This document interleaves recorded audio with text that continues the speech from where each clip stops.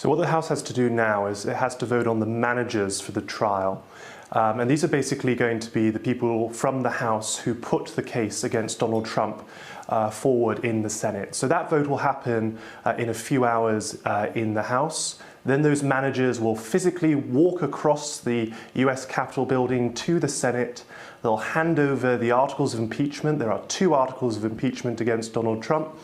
And then that will then initiate the trial stage in the Senate.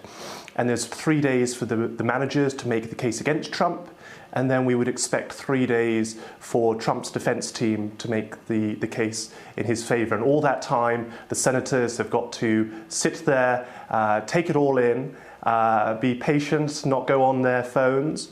And the person presiding over this is the Chief Justice of the United States. So you're going to see all 3 branches of government sort of overlapping in quite a unique spectacle in American politics. We're going to see this unique spectacle, very historic, if you will. But the last time we had an impeachment trial take place in the United States was obviously with the former president, Bill Clinton.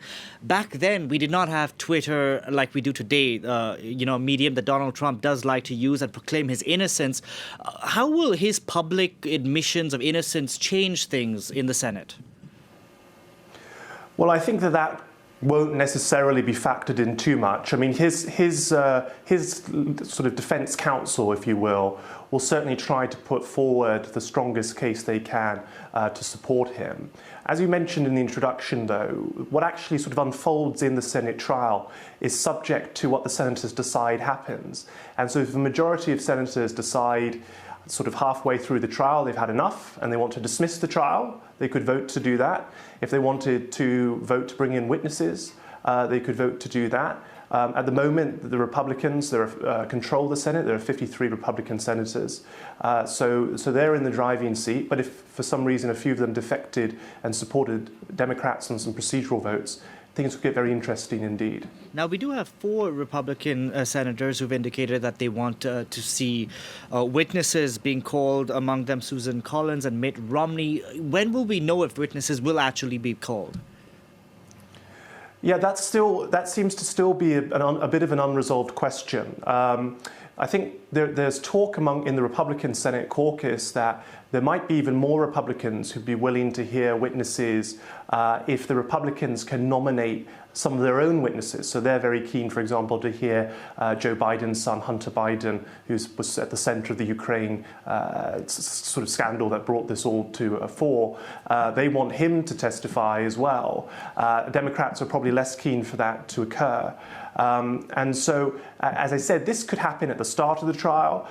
This could happen in the middle of the trial. It could happen after the different counsels have put forward their cases for and against Trump. It really ends up being a case of what senators propose to the Chief Justice and what he's willing to allow them to vote on at a procedural moment in the trial. And who would get to ask the witnesses questions? For example, a lot of the Democrats want to see the former National Security Advisor John Bolton testify.